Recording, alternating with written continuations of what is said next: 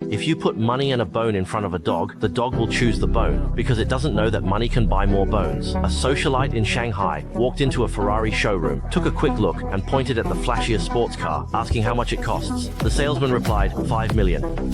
The socialite generously placed the order, and just as she was about to swipe her card, she suddenly looked up and asked the salesman a question. Am I being too impulsive? If you were the salesman, how would you respond? If you say it's not impulsive, she might call you hypocritical and dishonest. If you say it is impulsive, the client might not go through with the purchase. Let's see how Xiao Zhang used one sentence to get the socialite to swipe her card and take the car.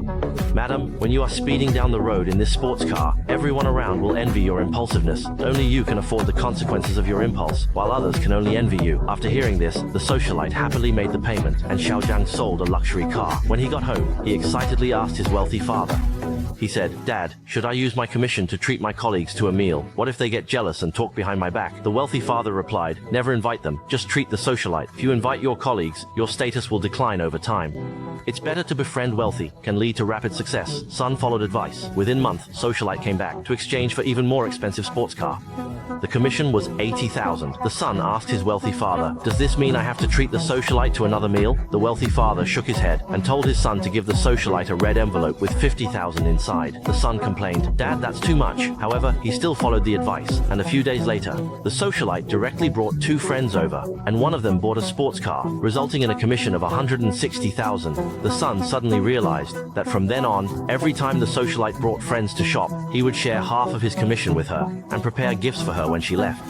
In less than a year, the son earned over 2 million. Due to his outstanding performance, the company directly rewarded him with a sports car. The younger brother-in-law saw he had a new car and wanted to buy his previous Mercedes for 150,000. However, the wealthy father advised him to sell it for 200,000. The younger brother-in-law thought it was too expensive and refused. The richer they got, the stingier they became, trying to profit from a family member over a used car. The son was also quite puzzled.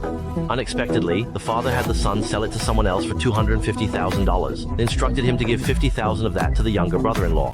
He said that if he added his own 150,000, he could just buy a new car worth 200,000. Now the son was even more confused, wondering what the point of all this was. The father, however, told him meaningfully that if he sold the car to the brother-in-law for 150,000, not only would the brother-in-law not appreciate it, but he would also feel that he was being taken advantage of.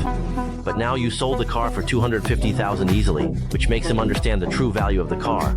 Even if you give him 50,000 as a subsidy, you can still get the 200,000 you want, but the 50,000 he owes you in favor is something he can never repay in his lifetime.